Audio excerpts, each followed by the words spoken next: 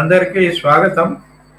సుందరయ్య విజ్ఞాన కేంద్రం తరఫున ఈరోజు నిర్వహిస్తున్నటువంటి వెబినార్ శివాజీని, ఛత్రపతి శివాజీని ఎందుకు గుర్తుంచుకోవాలి అన్నది టాపిక్. ఈ టాపిక్ మీద ప్రొఫెసర్ రామ్ పున్యాని గారు, వారు ఐఐటి ఢిల్లీ నుంచి రిటైర్ అయ్యారు ప్రొఫెసర్గా. చరిత్రను అధ్యయనం చేస్తున్నారు. ఆయన చాలా పుస్తకాలు రాశారు చరిత్ర మీద. వారు ఇప్పుడు మాట్లాడతారు. ఈ అంశం ఎందుకు టేకప్ చేయవలసి వచ్చిందంటే, శివాజీ జయంతి మొన్న 19వ తేదీన జరిగింది. ఆయన 1630లో ఫిబ్రవరి 19వ తేదీన జన్మించారు. 1680 ఏప్రిల్ 3వ తేదీన ఆయన మరణించారు. సో చాలా మంది రాజులు వచ్చారు, పోయారు. ఆ రాజుల్ని మనం ఏం పెద్దగా గుర్తుపెట్టుకోము, కానీ శివాజీని ఎందుకు గుర్తుపెట్టుకోవాలి అనేది మనం ప్రత్యేకంగా పరిశీలించాల్సినటువంటి అవసరం ఉంది. ఎందుకంటే ఆయన తన పీరియడ్లో చాలా అడ్వాన్స్డ్గా, పురోగామి దృక్పథంతో అనేక చర్యలు చేపట్టాడు. శివాజీని ముస్లిం ద్వేషిగా, ముస్లిం వ్యతిరేకిగా, ముస్లింల మీద పోరాడినటువంటి వ్యక్తిగా చూపెడుతుంటారు. అది సరైనటువంటిది కాదు. ఈరోజు చాలా ప్రాంతాల్లో, చాలా టౌన్స్లో హిందూ వాహిని పేరు మీదనో ఇంకొక పేరు మీదనో శివాజీ విగ్రహాలని పెడుతున్నారు. మన రాష్ట్రంలో కూడా, తెలంగాణ రాష్ట్రంలో చాలా టౌన్స్లో ఈరోజు శివాజీ విగ్రహాలు కనపడతాయి. కానీ వారు శివాజీకి సంబంధించి చెప్పేటువంటి వ్యాఖ్యానం వేరు. శివాజీ ముస్లిం వ్యతిరేకి అన్నటువంటి పద్ధతిలో చెప్తారు. శివాజీ ఆ రోజు చక్రవర్తిగా ఉన్నటువంటి ఔరంగజేబ్కు వ్యతిరేకంగా ఫైట్ చేశాడు. ఒకవేళ ఔరంగజేబ్ కాకుండా ఇంకెవరైనా ఉంటే చక్రవర్తికి వ్యతిరేకంగా, చక్రవర్తి అదుపాజ్ఞంలో కాదు, తాను కొంత స్వతంత్రంగా ఉండాలి అనేటువంటి దాని మీద ఆయన ఫైట్ చేసి ఉండేవాడు. కానీ శివాజీ రాజ్యాన్ని ఆక్యుపై చేయడానికి, స్వాధీనం చేసుకోవడానికి ఔరంగజేబ్ చాలాసార్లు ప్రయత్నించాడు. అందుకని శివాజీకి ఆయన ఔరంగజేబ్కు వ్యతిరేకంగా శివాజీ నిలబడాల్సి వచ్చింది. కనుక ఆయన ముస్లిం వ్యతిరేకి అని చెప్పేసి అనుకోవటం పొరపాటు. అదేవిధంగా రైతులకు సంబంధించి, ఇతర వ్యాపారాలకు సంబంధించి ఆయన ఎన్నో నిర్ణయాలు చేశాడు. వాటన్నిటిని కూడా మనం తెలుసుకోవాల్సినటువంటి అవసరం ఉంది. ఆయన సైన్యంలో ముస్లింలు ప్రధాన పాత్ర పోషించారు. ఒకవేళ ఆయన ముస్లిం ద్వేషి అయితే ముస్లింలు ప్రధాన పాత్ర పోషించేటువంటి అవకాశం లేదు. సో వీటన్నింటి గురించి ఈరోజు మనం ప్రొఫెసర్ రామ్ పున్యాని గారితో తెలుసుకుందాము. వారు మాట్లాడతారు. దానికి అనువాదం ఏమీ ఉండదు. వారు చాలా సింపుల్గా మాట్లాడతారు. అనువాదం అవసరం ఉండదనే నేను అనుకుంటున్నాను. ఆ తర్వాత ఎవరైనా ప్రశ్నలు అడగదలుచుకుంటే అడగొచ్చు. ఆయన మాట్లాడిన తర్వాత వాటికి కూడా ఆయన సమాధానం చెప్తారు. Sir, there will not be any translation because you speak simple English. So there will not be any translation is required. If people ask some doubts, then I can clarify or I will put it to you. So now I ask you to begin your talk, sir. Good evening, friends. Thank you, Dr. Vinay Kumar and Sundaraya Vigyan Kendram. I am very happy that. Sorry, I got slight cold, so I am very happy that you have invited me for this talk, because Shivaji has assumed a very important portion as he is being projected as a symbol of Hindu nationalism. And also, as I think Dr. Vinay Kumar pointed out, that he is also being presented as an anti-Muslim king. Now, if we see his whole life, we can learn a lot of things from him. And we also can see his main concern was to give relief to the poor farmers and to people who. So his main concern was see that his subjects, peasants, the farmers, were well taken care of, and they were not unduly exploited by the uh, feudal lords who were above them. And he is being presented as a king who was protector of cows and Brahmins. Now, this is far from the truth. Even today in Maharashtra, in the folklore, in the villages, there are songs which praise Lord Shivaji.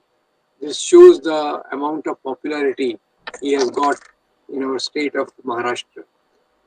Basically, this popularity is because he was concerned with the welfare of the average people.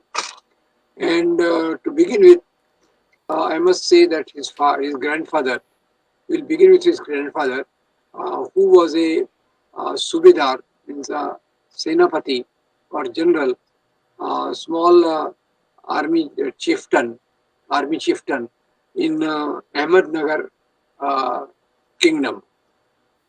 So his grandfather's name was Maloji Rao Bhosle. No, he was not getting any progeny. He did not have any children. So he decided to go and pray at a shrine so that he can get children. And just remember which shrine he went for praying. The shrine which he went for praying was a shrine of a Sufi saint. The name of this Sufi saint was the name of this Sufi saint actually is Shahji. So full name is Shahji Sharif Ji. Shahji Sharif Ji was the name of that Sufi saint, to the which mausoleum or dargah his grandfather Maloji Rao Bhosle went. Now after there, it seems as they call it, the boons are fulfilled. After some time, he got two sons. Maloji Rao Bhosle got two sons, and he, in the honor of that Sufi saint, he named them.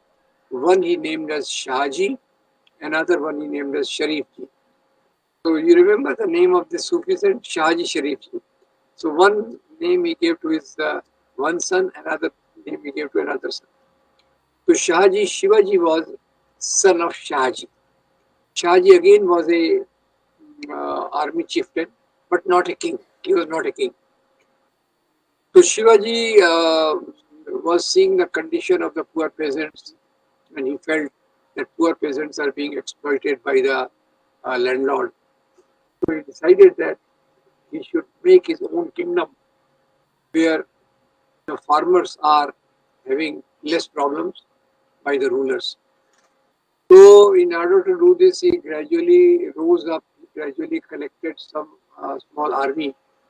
And the first thing he did was to attack a Hindu king called Maloji Rao. Maloji Rao. Now, this first Hindu king he attacked, and he collected a lot of wealth from that. From this wealth, he started building an army. And with the help of this army, he started attacking other small kingdoms and went on expanding his kingdom. Now, as he was expanding his kingdom with great amount of cleverness, he also developed guerrilla tactics. I'll tell you an interesting episode. Once recently, I was in a Shiv Jayanti, Shiva's his anniversary. So in the meeting, there was a person from Navy, and that person from Navy, he said that once he happened to visit Vietnam, and in Vietnam, he came to know that Vietnamese people, they respect Shivaji for giving the guerrilla tactics. So he is regarded as a founder of guerrilla tactics for the army. These are very effective, and that paid Shivaji in expanding his kingdom. Now, as he was expanding his kingdom, First thing, he ensured that his army has Muslims as well as Dalits. Now, by and large, that time only it was Kshatriyas who were the part of the army. And so, but in his army, Muslims were also there, Kshatriyas were also there. I'll elaborate on this. Now, second thing is that as he was expanding his army, the neighboring kingdom of Adil Shah of Bijapur, he got disturbed, and in Delhi, it was the rule of Aurangzeb. Aurangzeb also got disturbed. So this Adil Shah from Bijapur, he sent one of his chieftains, army chief, to deal with Shivaji. The name of this person was Afzal Khan. When Afzal Khan came, he sent a message to Shivaji that we will, better than fighting, we will negotiate. Shivaji agreed to that. So Afzal Khan invited him to his tent, which was on a hillock, a hill. So and he kept a condition that when you are coming, don't bring any armaments. We will have discussion. We don't have to need any armaments with us. Shivaji agreed, and he decided he was going. When he was going, one of his generals came, one of his bodyguards came, and he told Shivaji that, "Sir, where are you going?" He asked him. So Shivaji told that he is going to meet Afzal Khan. Then he asked him, "Where is your sword? Where is your sword?" So Shivaji said that we are going to meet without any armaments. That bodyguard was disturbed, and he said that, "Look, Afzal Khan is taller in height, and he has a huge build. His size is great, huge. He can kill you without any armaments. So you don't be a simpleton. You carry these iron claws in your self-defense." Shivaji agreed, but I would like you to remember the name of this bodyguard who gave him these iron claws. His name was Rustam-e-Jaman. Rustam-e-Jaman. Now, so it was a Muslim who helped Shivaji with this iron claws. When Shivaji went, Afzal Khan was waiting for him, and as Afzal Khan went near him, he betrayed him, and he immediately attacked Shivaji. He attacked Shivaji and tried to smother him. Shivaji, having been attacked, in self-defense, he took out the iron claws and put it in the stomach of Afzal Khan. So as Afzal Khan was dying, Afzal Khan's secretary came forward and took out his sword and tried to kill Shivaji. Shivaji escaped the attack. What is interesting is the name of this secretary of Afzal Khan. The name of the secretary of Afzal Khan was Krishnaji Bhaskar Kulkarni. I basically want to point out that it was not a Hindu-Muslim battle. Let me correct one thing. I had told that Shivaji had attacked that Hindu king. His name was Sheshrao More. It slipped out of my mind. It was not a Hindu-Muslim issue. There were two kings who were fighting for power. So with this, Shivaji came back to his own headquarters. But note, Shivaji is being assisted by Rustam-e-Jaman, and Afzal Khan is being helped by a Brahmin. Another thing that after coming to Shivaji's territory, Afzal Khan had also performed a yajna, that holy ritual. So some Brahmin performed this holy ritual for Afzal Khan's victory. So again, the point that it is not a Hindu-Muslim issue. Now, second thing is here from Delhi, Aurangzeb was also getting disturbed. Aurangzeb sent his army to deal with Shivaji. And the person who was leading this army of Aurangzeb was Raja Jai Singh. So again, please note that Aurangzeb directly did not confront Shivaji. It was Jai Singh, Raja Jai Singh, who was a Rajput, who was a general of Shivaji, who had come to confront Shivaji. Of course, he also convinced Shivaji to go and talk to Aurangzeb. Shivaji had agreed. Shivaji went to the Aurangzeb's court. That day happened to be Aurangzeb's birthday, and many people were offering gifts to Aurangzeb. Aurangzeb ignored Shivaji and asked him to stand in the last queue, last line of the low-ranking kings, because that time kings had a ranking. It was in Hindi called Paanch Hazar.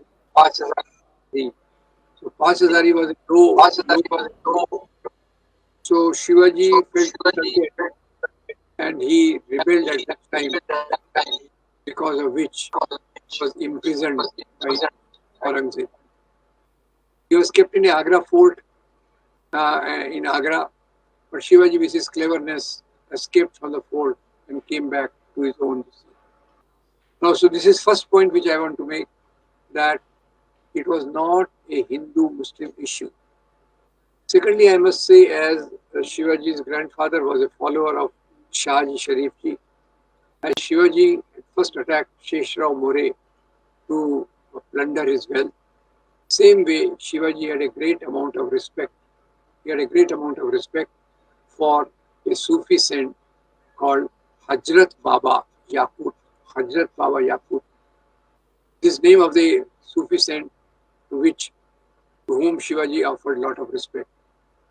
Thirdly, I must tell you an incident where Shivaji's army went to plunder in a place near our Bombay called Kalyan, Basim. Now, I must point out here that when we glorify the kings, we should also remember that kings were ruling primarily for power. Kings were ruling for extracting the what is called taxes from the poor peasant. And king's armies, they were going out of the king's territory and they were plundering other areas. That was a norm with the kings. So let's not glorify kings beyond a point. Shivaji's army also went to plunder Surat, because Surat was a place rich with money, because it was an export city and a lot of Hindu traders were also there. So Shivaji's army plundered it for 18 days. But the interesting thing is that to his army, Shivaji had given an instruction that when you are plundering, please ensure that no holy book is insulted. If the holy book belongs to the person of other religion, with due respect, you give to the person of other religion. So that is some sort of a thing which Akbar also had, respect for different religions. He also had instructed his army that in Surat there is a church of Father Ambrose Pinto, ashram of Father Ambrose Pinto. No harm should be done to that place. Now, thirdly, coming to Shivaji's own, he built many forts, and I'll tell the story of one fort in Raigad. I myself had visited it. In Raigad, when we go inside the fort, first we see a temple, Lord Jagdishwar's temple. But slight at distance, there is also a mosque. That mosque was built by Shivaji. Why? Because Shivaji had a clear idea that my subjects are Hindus as well as Muslims. So if the Muslim subjects come to see me, they should also have a place to worship, if it is a place of their worship. Third thing I must say, that I was talking of Afzal Khan. So when he killed Afzal Khan, because Afzal Khan had attacked him, after the death of Afzal Khan, Shivaji specially got tomb of Afzal Khan built. This is his big-heartedness. Afzal Khan was his enemy. Afzal Khan was also a person of stature. So his dargah his tomb was built by Shivaji. Interestingly, many times later on people tried to destroy that tomb, but then when they were told that this tomb was built by Afzal Khan, that tomb is spared and it is still very much there. Now, the third point which we should know, that Shivaji's army had many generals. In this many generals, there were around 12 generals. People still take out possession in Sangli and other districts of these 12 Muslim generals who were part of Shivaji's army. Nearly 1/3 of Shivaji's army was constituted by Muslims, so it was not a Hindu-Muslim issue. And these Muslims also who were there, they were very loyal to Shivaji. One of them was in charge of Shivaji's naval division. Another was in charge of his what you call Topkhana, means cannon division. So he had Muslims in high positions also, to the extent that his confidential secretary was Maulana Haider Ali. So these are various points which we should remember about Shivaji. And lastly, Shivaji, when Shivaji's army was going from one place to another, Shivaji had instructed them that when you are going from one place to other, on the way there may be plots of land, farmers. You should not damage farmers' crops. You should not damage farmers' crops. And if you need the food grains, you should buy it from the farmers at the market price. At the market price. So don't try to exploit the farmers because you are the army. You are the army of the king. So these were the virtues which are very important. And one last point which I will say: once his army had gone to Kalyan, Subedar, and there the army, as the armies generally do, they plunder wealth. In addition, they pick up the women also of the enemy area. Now, so in Kalyan, they picked up a woman who was very beautiful, who was daughter-in-law of Basim Kalyan, that local chief, and they brought her to Shivaji Maharaj as a gift. They said, "Sir, we have brought this gift for you." Shivaji got very infuriated. He felt, how can you insult a woman like this? She is like my mother. You go and return her from wherever you brought her. Later, of course, Hindu nationalists, Savarkar in particular, he criticized Shivaji that how did he let a Muslim woman go? It was time to take revenge. So, whole patriarchy, rape as an instrument of enemy warfare, this is what Savarkar advocated in his Hindu nationalist spirit. So these are the major points. To sum it up, I will say he was a king who concerned about the poor farmers. But today, to use it for political purposes, people try to project him as a protector of cows and Brahmins.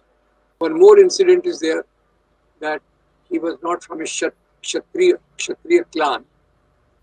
He was from a OBC clan, Bhosle. So when he expanded his empire, he had to be coronated. So he asked the local Brahmins to coronate him. And the Brahmins refused, saying that as per our religion, a non-Kshatriya cannot be coronated as a king. So he was not coronated by the local Brahmins. So somebody went to Kashi, and from Kashi they brought a Brahmin called Gaga Bhatt, and he was given the huge Dakshina donation, based on which he coronated Shivaji. So in Maharashtra, there are various ways of looking at Shivaji. One is a pro-Brahmin one, another is a pro-OBC one, and third is a Shivaji's humanitarian angle. So as I was talking to Professor Vinay Kumar, I think you have a book now of Comrade Govind Pansare on Shivaji, which is a brilliant book and which gives many of these points in much greater detail. In the context of this, I will just try to see how medieval history is being misused, is being abused in the name of these kings, as if kings were fighting for religion. We saw Shivaji fought with Chandrarao More. Shivaji's associates were Muslims. Even Raja Jai Singh, he had a fight with Raja Jai Singh also. So this way of presenting kings in the color of religion, this was introduced by British people.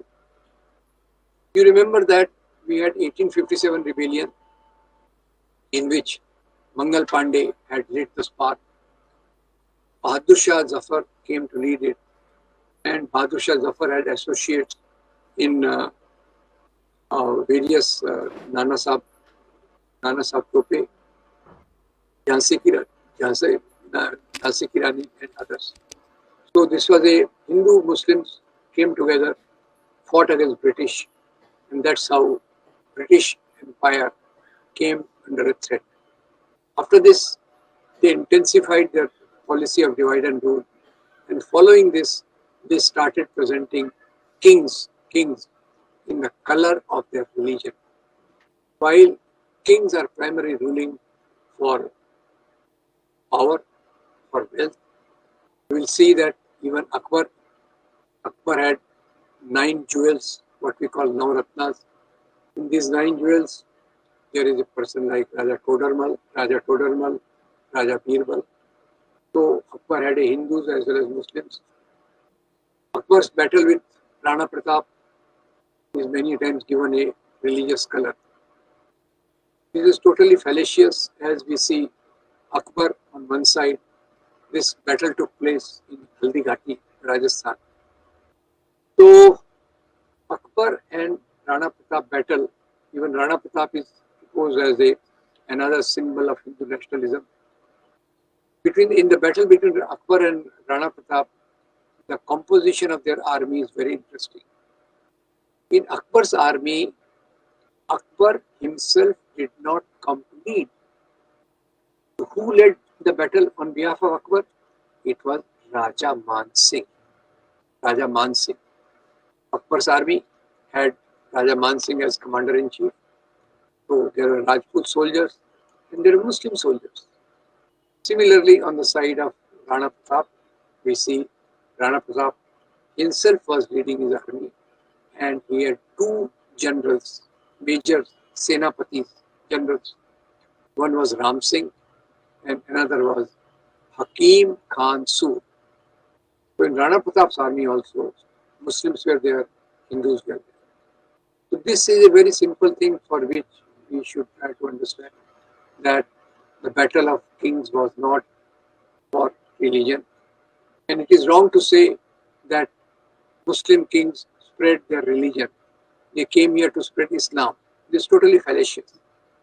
I must tell you, Islam began in India on Malabar coast because of the Arab traders who were coming here for buying our spices and selling their goods here.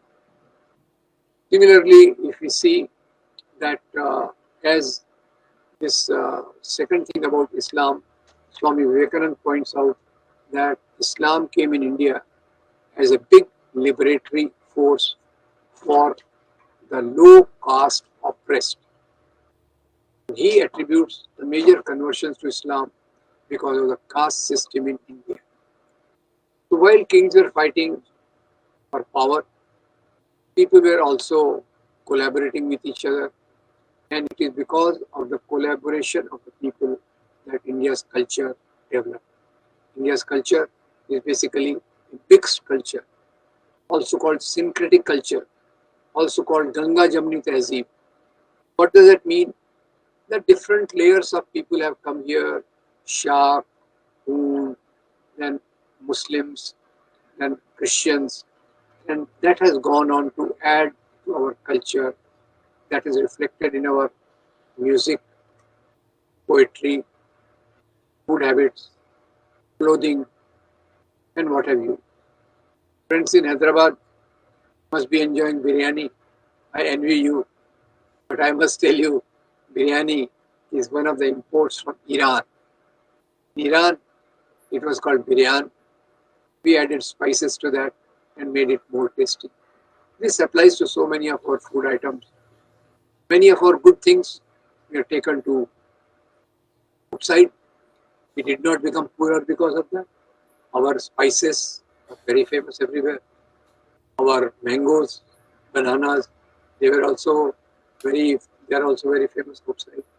So it is an interaction of cultures which enriches the society and makes it more prosperous.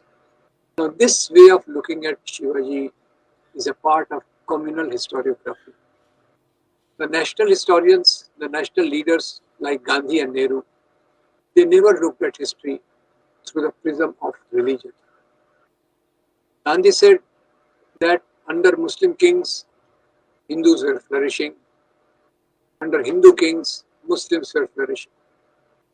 And Jawaharlal Nehru takes it further to say that our culture is basically a mixed one. Our clothing, food habits, poetry, and so many things. But this communal view of history is taken up by, on one side, Muslim League, on the other side, Hindu Mahasabha and RSS. I'll tell you an interesting thing that in India now things are worsening, but in Pakistan things worsened much more. In Pakistan also they removed all the mention of interaction with Hindus in the textbooks. From the textbooks, Hindus are not mentioned, Hindu kings are not mentioned, Hindu culture is not mentioned. The result is that the hatred for Hindus in Pakistan is very intense. The aim of presenting Shivaji in a Brahminical, Hinduized culture, communal culture, is to create hatred against Muslims. This hatred is the foundation on which communal violence is orchestrated. And it is because of this communal violence that there is polarization in the society, and the communal party becomes stronger and stronger after such types of violence. So what do we learn from Shivaji? We learn from Shivaji, number one, respect for all religions. Number two, concern for the subjects of the state. Number three, the welfare of the poor farmers. Number four, we also have to learn that religion is not the dividing point. Religions, moral values, they are the uniting things. The way Shivaji Maharaj was a follower of Hazrat Baba Yakut, it was uniting point for our culture. While what divides us is politics in the name of religion. Today, unfortunately, whole of North India is reeking with politics in the name of religion. There is a difference between morality of religion on one side and politics in the name of religion. What is going on in Pakistan is not Islam. It is politics in the name of Islam. What is increasing in North India in particular, I'm glad South India is still not so much in grip of that, though there is always a fear that these forces will come up. And that is not the inclusive Hinduism of Gandhi or Kabir. That is not the inclusive Hinduism which majority of the people practice. That is the Hindu nationalism, use of Hinduism for mobilizing people around the issue of temple, cow, Garwaksi, jihad, and so many other things. These are the issues which we have to keep aside, and we have to bring the issues of people's welfare related to bread, butter, shelter, employment, health, social welfare, and rights of the weaker sections of society. So these communalists who spread their wings, they spread their wings by raising emotive issues. So for a long time in Maharashtra, they tried to use Shivaji as a divisive figure. Many times they incited riots, communal violence in the name of Shivaji. Whenever violence is orchestrated on such issues, the people who instigate riots, they become politically stronger. So this is their standard technique. One, to spread hatred against religious minorities. Two, to glorify the ancient social norms which are given in Manusmriti. These are the two foundations of communal politics. And they use this communal historiography to spread hatred against today's Muslims. And also they use other things against Christians. On the third side, they undertake policies which are detrimental to the rights of Dalits, Adivasi, and women. These are the three major hallmarks of that communal politics, which tries to project Shivaji as anti-Muslim, which tries to project Shivaji as as protector of Hindu religion. He was a protector of his subjects, irrespective of Hindus or Muslims. So friends, I will welcome your questions, but mainly my submission is that today, if we see the history from the angle of a objective, rational history, it will become clear Shivaji was a great king. He had great values, but it was not Hindu nationalism. Third point, also we remember that at the time of kings, the word nationalism cannot be employed. Nationalism cannot be employed in the time of kings. There were kingdoms. To think that they are the representatives of nationalism is misplaced. They are our heritage. We are not from that, but they cannot be called as symbols of our nationalism. Only those people who contributed to freedom from the clutches of British, they are the symbols of Indian nationalism. That should be our central point of understanding. Thank you very much. Your questions are welcome. Okay, thank you. Thank you, sir. Before taking up questions, I will briefly narrate what we have said in Telugu. మిత్రులారా, ఈరోజు శివాజీ జయంతి 19వ తేదీన ఉండింది. ఆ పూర్వ రంగంలో ఈ వెబినార్ను ఏర్పాటు చేస్తాము. శివాజీ అనేక విధాలుగా గుర్తుంచుకోవాల్సినటువంటి వ్యక్తి. ఆయన తన పాలనలో అనేక మార్పులు చేశాడు. మొట్టమొదట ఆయన యుద్ధం చేసింది ఒక హిందూ రాజు మీదనే. ఆ తర్వాత ఆయన ఆ హిందూ రాజు మీద యుద్ధం చేసి చాలా సంపదను స్వాధీనం చేసుకున్నాడు. అక్కడ అడవుల్లో ఉండేటువంటి ఆదివాసీలకు ట్రైనింగ్ ఇచ్చి తన సైన్యంగా వాళ్ళని మలుచుకున్నాడు. ఆ తర్వాత ఆయన రాయగఢ్లో పెద్ద కోట నిర్మించి ఆ ప్రాంతాన్నంతా పరిపాలించాడు. శివాజీ పరిపాలనలో ప్రత్యేకంగా చెప్పుకోవాల్సినటువంటి అంశాలు ఏంటంటే, రైతులకు సంబంధించి ఆయన ఎటువంటి నిర్ణయాలు తీసుకున్నాడు అని. అది వరకు ఏ రాజు కూడా తీసుకున్నటువంటి నిర్ణయాలను ఆయన తీసుకున్నాడు. అదేమిటంటే, దండయాత్రలప్పుడు కానీ, లేకపోతే సైన్యం ఒక చోటు నుంచి ఇంకో చోటుకు వెళ్తున్నప్పుడు కానీ పంట పొలాల మీద వెళ్ళకూడదు, పంట పొలాలకు ఏ విధమైనటువంటి నష్టం చేయకూడదు అనేది ఆయన స్పష్టంగా ఇచ్చినటువంటి ఆదేశం. ఆ తర్వాత రైతుల నుంచి ఏదైనా అవసరమైతే సైన్యానికి, అది తిండి కానీ కలప కానీ ఏదైనా సరే అవసరమైతే దాన్ని డబ్బులు ఇచ్చి కొనాల్సిందే తప్ప రైతుల మీద పడి అది దోచుకోవటం అనేటువంటిది చేయకూడదు. అది గడ్డి కానీ, ఆహారం కానీ, లేకపోతే పడవలకు అవసరమైనటువంటి కలప కానీ, అన్నింటికి రైతు ఏ ధర నిర్ణయిస్తాడో ఆ ధర. తర్వాత మరొక ముఖ్యమైనటువంటి సవరణ మార్పు ఆయన ఏం చేశాడంటే, ఈ పన్నుల విధానంలో అప్పటి వరకు గ్రామాధికారులు పన్నులు విధించేవారు. వాళ్ళు ఇష్టం వచ్చినంత పన్ను వేసి ఒక 3వ వంతు రాజుకు పంపి మిగతా 2 వంతులు వాళ్ళు ఉంచుకునేవాళ్ళు. సో దాన్ని ఆయన తీసేసి పన్నుల్ని విధించేటువంటి అధికారం పటేల్ పట్వారీలు గ్రామ పెద్దల నుంచి ఎవరైతే ఉంటారో వాళ్ళ దగ్గర నుంచి తొలగించేసి ప్రభుత్వ యంత్రాంగాన్ని ఏర్పాటు చేశారు.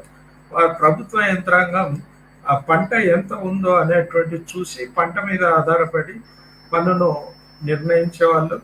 పన్ను అంటే 1 వంతు రైతు ఉంచుకోవాలి, 2 వంతులు రాజుకి ఇవ్వాలి. నిజానికి ఇది మనకు ఎక్కువ అనిపించవచ్చు, కానీ ఆ రోజు అది కూడా రైతుకు దక్కేది కాదు. 1 వంతు కూడా రైతుకు దక్కేది కాదు. శివాజీ ప్రవేశపెట్టిన దానివల్ల చాలా సంతోషంగా ఉన్నారు. తర్వాత ఆయన స్త్రీల విషయంలో కూడా ఇటువంటి ఆదేశాలే జారీ చేశారు. ఆయన రెగ్యులర్ సైన్యం కొంత ఉంచుకొని కొంతనేమో రైతుల నుంచి సైన్యాన్ని తీసుకునేవారు. ఎందుకంటే రైతుల నుంచి సైన్యం వస్తే వాళ్ళు రైతు మహిళల పట్ల గౌరవంతో ఉంటారని, అదేవిధంగా రైతుల కష్టం తెలుసు కనుక రైతుల మీద పడి దోచుకోవటం అనేటువంటిది చేయరు అనేటువంటి ఉద్దేశంతో ఆయన రైతుల నుంచి ఎక్కువ మందిని సైన్యాన్ని తీసుకునేవాళ్ళు. యుద్ధం అయిపోయిన తర్వాత మళ్ళీ రైతులు వాళ్ళ ప్లేస్లకు వెళ్ళి వాళ్ళకి అక్కడ పంట పండించుకునేవారు. మనం ఇప్పుడు ఏదైతే చూస్తున్నామో రైతుకు విత్తనాలు సరఫరా చేయటం కానీ లేదా లోన్లు ఇవ్వటం కానీ ఇటువంటి పనిని శివాజీ తన కాలంలోనే ప్రారంభించారు. భూమి అలాట్ చేసినటువంటి రైతు పశువులు కొనడానికి, అదేవిధంగా విత్తనాలకి, మిగతా పనులకి లోన్స్ ఇచ్చేవాడు. ఆ లోన్ని తిరిగి రాబట్టుకునే వాళ్ళు. ఆ విధంగా రైతుల్ని చాలా ప్రోత్సహించినటువంటి రాజు, మొట్టమొదటి రాజుగా మనం శివాజీని చెప్పుకోవచ్చు. అదేవిధంగా రైతు యుద్ధాల సమయంలో కానీ లేకపోతే సైన్యం మూవ్ అవుతున్నప్పుడు రైతుల ఇళ్ల మీద పడి వాళ్ళ స్త్రీలను పట్టుకొని రావటం, వాళ్ళ మీద అత్యాచారం చేయటం ఇటువంటివి ఎక్కడైనా వినపడితే అతను చాలా సీరియస్గా దాన్ని ఖండించేవాడు, వాళ్ళకు శిక్షలు విధించేవాడు. ఇట్లాగే ఒక పటేల్ పట్వారి, పాటిల్ ఒక రైతు స్త్రీని పట్టుకొని ఆమె మీద అత్యాచారం చేస్తే ఆయన్ని పిలిపించి విచారించి, అతను ఏంటంటే అసలు నువ్వు క్షత్రియుడివి కావు, శూద్రుడివి, నాకు శిక్ష వేసే అధికారం నీకు లేదు అనేది ఆ పాటిల్ వాదన. ఆ వాదనని ఏమి ఆయన పట్టించుకోలేదు. ఆ పాటిల్ కాళ్ళు చేతులు నరికించి ఆ తర్వాత అతన్ని ఆమరణ దీని శిక్ష విధించాడు, అంటే జీవితకాల శిక్ష విధించాడు. అట్లాగే చాలా మందికి అతను ఒక కమాండర్ ఒక కోట మీద దాడి చేసి ఆ కోటకు ఆ కోటలో సైన్యాధికారిగా ఉన్నటువంటి ఒక మహిళ మీద అత్యాచారం చేస్తే అతను కూడా పిలిపించి తన కమాండర్ అయినా తనకు ఒక కోటను సాధించి పెట్టినా కూడా దాన్ని ఏమీ ఆయన్ని పట్టించుకోకుండా అతనికి శిక్ష వేశారు. అదేవిధంగా ఒకసారి కళ్యాణ్ దగ్గర ఈ శివాజీ సైన్యాలు వెళ్ళి కళ్యాణ్ని స్వాధీనం చేసుకున్నాయి. కళ్యాణ్ అంటే మహారాష్ట్రంలో ఒక ముఖ్యమైనటువంటి పట్టణం, అప్పుడు కూడా అది చాలా ఇంపార్టెంట్ పట్టణం. ఆ పట్టణంకి నవాబుగా ఉన్నటువంటి అతని కోడల్ని తీసుకొచ్చి శివాజీకి ప్రజెంట్ చేశారు, మీకు బహుమానం ఇస్తున్నామని. ఇది చాలా ఆచారంగా ఆ రోజుల్లో ఉండేది, మహిళల్ని తీసుకొచ్చి రాజులకు జమీందారులకు బహుమానంగా ఇవ్వటం అనేది. అది చూసి శివాజీ చాలా ఉగ్రుడయ్యాడు, కోపించుకున్నాడు. ఈమెను తీసుకొచ్చి ఎట్లా నాకు అప్పగించాలి అని వచ్చారు మీరు, ఈమె చూస్తే ఈమె చాలా అందగతే, ఇంతటి అందం నా తల్లికి ఉంటే బాగుండేది కదా అన్నాడు. అందరూ కూడా తల్లితో ఆమెను పోల్చినందుకు అందరూ చాలా కంగారు పడ్డారు. తాము చేసినటువంటి పని మీద సిగ్గుపడ్డారు.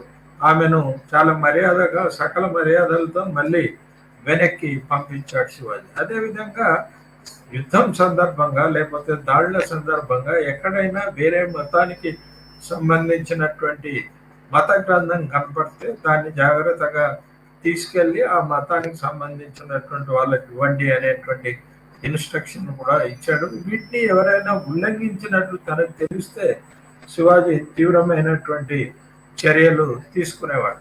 శివాజీ రాయగఢ్ కోట అనేటువంటిది చాలా ప్రధానమైనటువంటిది. ఆ రాయగఢ్ కోటకు వెళ్తున్నప్పుడు మనకి కిందనే ఒక ఈశ్వరుని గుడి కనపడుతుంది. ఆ గుడికి కొద్ది దూరంలో మసీద్ కూడా ఉంటుంది. ఈ రెండింటిని శివాజీ కట్టించాడు. అంటే శివాజీ ముస్లిం వ్యతిరేకి అయితే ఆ పని చేయడు కదా. ఇప్పుడు ఉన్నటువంటి బీజేపీ కానివ్వండి, ఆర్ఎస్ఎస్ కానివ్వండి, సంఘ్ పరివారం శివాజీని, అదేవిధంగా శివసేనలో ఒక ఫ్యాక్షన్ శివాజీని ఒక ముస్లిం వ్యతిరేకిగా చూపించడం అనేది జరుగుతుంది. అది తప్పు. చరిత్రలో అది అట్లా జరగలేదు. ఎందుకంటే ఆ రోజుల్లో రాజుల దగ్గర, ముస్లింల రాజుల దగ్గర హిందూ సైనికులు పనిచేశారు, సైనికాధికారులు ఉన్నారు. అదేవిధంగా హిందూ సైనికాధికారుల దగ్గర హిందూ రాజుల దగ్గర ముస్లిం సైన్యాధిపతులు పనిచేశారు. ఈయన దగ్గర కూడా అదే విధంగా ఉండేవాళ్ళు. చాలా మంది చీఫ్ ఆఫ్ ది నేవీ, అంటే ఆయన నౌకాదళం ప్రధానంగా రాయగఢ్ అనేది ఆ కొంకన్ ఏరియాలో నౌకల మీద యుద్ధం చేయటం అనేది చాలా ఇంపార్టెంట్. అందుకని ఆయన నౌకాదళం చీఫ్ కూడా ముస్లిమే ఉన్నాడు. చాలా మంది ఆ విధంగా ఆయన దగ్గర ముస్లింలు పనిచేసేవారు. ఒకసారి బిజాపూర్ పక్క రాజ్యమైనటువంటి బిజాపూర్ నుంచి 1000 మంది పఠాన్లు వచ్చి శివాజీ సైన్యంలో చేరుతామంటే శివాజీ అధికారులు కొద్దిగా వెనక ముందు ఆడారు. శివాజీ వారిని చేర్చుకున్నారు. అది ముస్లిం మతమైనప్పటికీ కూడా వాళ్ళ పఠాన్లు తన దగ్గర సైన్యంలో చేరుతారు అంటే ఆయన వాళ్ళను తీసుకున్నాడు. కనుక ఆయనకు మతపరమైనటువంటి అటువంటి ద్వేషం కానీ దృష్టి కానీ లేదు. ఔరంగజేబుకు వ్యతిరేకంగా ఫైట్ చేశాడంటే ఆయన చక్రవర్తి, చాలా నియంతగా వ్యవహరించేవాడు కనుక అతనికి వ్యతిరేకంగా ఫైట్ చేశాడు. ఔరంగజేబు కూడా శివాజీ సామ్రాజ్యాన్ని స్వాధీనం చేసుకోవడానికి పెద్ద ప్రయత్నాలు చేశారు. మొదట అఫ్జల్ ఖాన్ అనేవాడిని పంపాడు. వాడు శివాజీని మనం చర్చలు చేసుకొని పరిష్కరించుకుందాము శాంతియుతంగా, ఇలాంటి ఆయుధం లేకుండా నా దగ్గర రమ్మంటే శివాజీ అట్లే బయలుదేరుతుండగా శివాజీ అంగరక్షకుడు అయినటువంటి ముస్లిము, మీరు అట్లా బయలుదేరితే లాభం లేదు, వాడు మిమ్మల్ని చంపొచ్చు, అందుకని ఈ ఇనుప గోల్డ్ని మీరు పెట్టుకొని వెళ్ళండి అని చెప్పారు. శివాజీ అక్కడికి వెళ్ళిన తర్వాత అదే జరిగింది. శివాజీని నలిపేసి గొంతు పిసికేసి చంపాలని ప్రయత్నించాడు. సో శివాజీ ఇనుప గోల్డ్ని ఆయన కడుపులోకి దూర్చి అతన్ని అఫ్జల్ ఖాన్ని చంపేశాడు. ఇతన్ని చంపుతుండగా అఫ్జల్ ఖాన్ పెనుగులాడుతుండగా శివాజీకి చంపడానికి కత్తి దూయడానికి వచ్చినటువంటి వ్యక్తి హిందూ. సో అట్లా సైన్యంలో హిందువులు ముస్లింలు రెండు వైపులా కూడా ఉన్నటువంటి వారు, అది మనం గుర్తించాల్సినటువంటి అవసరం. శివాజీ కళ్యాణ్ నుంచి వచ్చినటువంటి మహిళను, ఈయనకు బహుమతిగా ఇచ్చినటువంటి మహిళను మళ్ళీ వెనక్కి మర్యాదగా పంపించాడు. కనుక వీర్ సావర్కర్ ఒక విమర్శ చేశాడు. అదేంటంటే ముస్లిం మహిళ చేతికి దొరికితే మళ్ళీ ఆమెను ఎలా ఎన్ని వెనక్కి పంపిస్తారు అనేటువంటి విమర్శ కూడా సావర్కర్ చేశాడు. దాన్ని బట్టి సావర్కర్ మానసిక స్థితి, సావర్కర్ ఎట్లా ఆలోచిస్తున్నాడో మనం అర్థం చేసుకోవచ్చు. శివాజీ క్షత్రియుడు కాడు. ఆయన భోస్లే ఫ్యామిలీ, ఓబీసీ ఫ్యామిలీ, అది బ్యాక్వర్డ్ కాస్ట్ ఫ్యామిలీ. అందుకని ఆయన పట్టాభిషేకం చేయడానికి వీరెవరు ఒప్పుకోలేదు, బ్రాహ్మణులు. అప్పుడు శివాజీ కాశీ నుంచి గాగభట్టు అనేటువంటి ఒక అతన్ని పిలిపించుకొని ఆయన ద్వారా పట్టాభిషేకం చేయించుకున్నాడు. అతనికి భారీ సంభావనలు ఇచ్చాడు.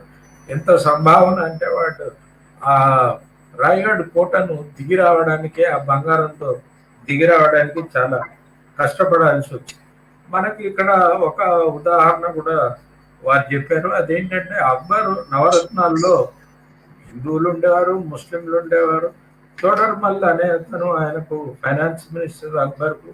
అక్కడ బీర్బల్ అనేటువంటి మంత్రి కూడా ఉన్నాడు. ఆయన మీద అనేక కథలు ఉన్నాయి.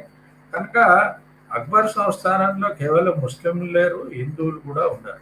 అక్బర్ సైన్యాన్ని నడిపించినటువంటి వాడు రాజ్పుతుల మీదకి కానీ ఇతరుల వాళ్ళ మీదకి నడిపించినటువంటి వాడు రాజా మాన్సింగ్.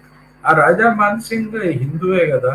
సో అట్లాగే రాణా ప్రతాప్ సైన్యాల్ని, అక్బర్ రాణా ప్రతాప్ మీద దాడి చేసినప్పుడు అక్బర్ సైన్యాల్ని రాణా ప్రతాప్ తరఫున పోరాడినటువంటి వాడు ఒక ముస్లిం. సో అతని చీఫ్ రాణా ప్రతాప్ చీఫ్ ముస్లిం సైన్యానికి. సో ఇటువంటివన్నీ మనం చరిత్రలో గమనించవచ్చు. శివాజీకి ఎవరికి శిష్యుడు శివాజీ అంటే ఆయన పేరు హజరత్ బాబా యాహూబ్ అనేటువంటి అతను శివాజీకి గురువు. సో శివాజీ గురువుల్లో కూడా ముస్లింలు కూడా శివాజీకి గురువులుగా ఉన్నటువంటి వాళ్ళు. ఇస్లాం మన ఇండియాకి అరబ్ దేశాల నుంచి వచ్చింది. వాళ్ళు సుగంధ ద్రవ్యాల కోసం మలబార్ తీరానికి వచ్చారు. మరి ముస్లిం మతం ఎట్లా వ్యాపించిందంటే హిందూలో ఉండేటువంటి అంటరానితనాన్ని తప్పించుకోవడానికి ఆ రోజుల్లో చాలా మంది ముస్లిం మతం స్వీకరించారు. ఈ అంటరానితనం వల్లనే అటు ముస్లిం మతం కానీ క్రైస్తవ మతం కానీ వీళ్ళు ఇక్కడ ఉండేటువంటి ఇండియన్స్ స్వీకరించారు. అందుకనే ఇండియాలో 3 మతాలు, అన్ని మతాలకు సంబంధించినటువంటి ఒక ఉమ్మడి సంస్కృతి అనేటువంటిది ఉంటుంది. దాన్నే గంగా జమున తహజీబ్ అంటారు, అంటే గంగా జమున సంస్కృతి అని. సో గాంధీజీ కూడా ఇది చెప్పాడు. ఈ హిందువుల రాజుల దగ్గర ముస్లింలు పనిచేశారు, ముస్లింల దగ్గర హిందువులు పనిచేశారని. అందుకని మన సంగీతం కానీ, మన దుస్తులు కానీ, మన పాటల కవిత్వం కానీ, మన ఆహారం కానీ ఇవన్నీ కూడా అన్నింటికి మిక్సప్ అయి ఉంటాయి. అదే మనం హైదరాబాద్లో బిర్యానీ, మీరు బిర్యానీ తింటుంటారు కదా, మీ బిర్యానీ చూసి నేను అసూయపడుతుంటాను. కానీ ఈ బిర్యానీ ఎక్కడి నుంచి వచ్చింది? ఇరాన్ నుంచి వచ్చినటువంటిది. అక్కడ దాన్ని బిర్యానీ అంటారు, ఇక్కడ హైదరాబాద్లో బిర్యానీ అంటారు. అదేవిధంగా ఇది ఇప్పుడు ఉన్నటువంటి ముస్లిం లీగ్ కానీ, ఆర్ఎస్ఎస్, బీజేపీ కానీ ఈ చరిత్రను వక్రీకరించి చెప్తుంటాయి. అది మత ఘర్షణలను రెచ్చగొట్టడానికి, ద్వేషాలను రెచ్చగొట్టి రాజకీయ ప్రయోజనం పొందడానికి ఆ పని చేస్తుంటారు. ఇది మనం గమనించాల్సినటువంటి అవసరం ఉంది. అందుకనే ఇప్పుడు ఈ రెచ్చగొట్టడానికే లవ్ జిహాద్ అని, ఘర్ వాపసీ అని, ఈ రకరకాల పేర్లతో ఇటువంటి కార్యక్రమాలన్నీ కూడా నిర్వహిస్తుంటారు. ఇది మనం గమనించాలి. ఈ హింసను కూడా సృష్టిస్తుంటారు. చాలా మందిని ఈ మత కళల్లో ప్రాణాలు కోల్పోతుంటారు. ఇవన్నీ ఎందుకు చేస్తుంటారు అంటే ఈ మనుస్మృతిని తిరిగి ఎస్టాబ్లిష్ చేయడానికి, బ్రాహ్మణీయ ఆధిక్యత ఉండేటువంటి సమాజాన్ని తిరిగి ఎస్టాబ్లిష్ చేయడానికి, శాస్త్రీయమైనటువంటి సమాజం కాకుండా మూఢనమ్మకాలతో కూడినటువంటి సమాజం, ఆ సమాజం వల్ల తాము పెత్తనం చేయడానికి వీలవుతుంది అనేటువంటి ఉద్దేశంతో ఈ విధమైనటువంటి పరమత ద్వేషాన్ని సృష్టిస్తుంటారు. కానీ ఇవి వారు చెప్పినటువంటి విషయాలు. ఎవరైనా ప్రశ్నలు వీటి మీద అడగవచ్చు, వారు జవాబులు చెప్తారు. ఇప్పుడు కొన్ని అంశాలు ఉన్నాయి, వాటికి సంబంధించి నేను చదివి వినిపిస్తాను.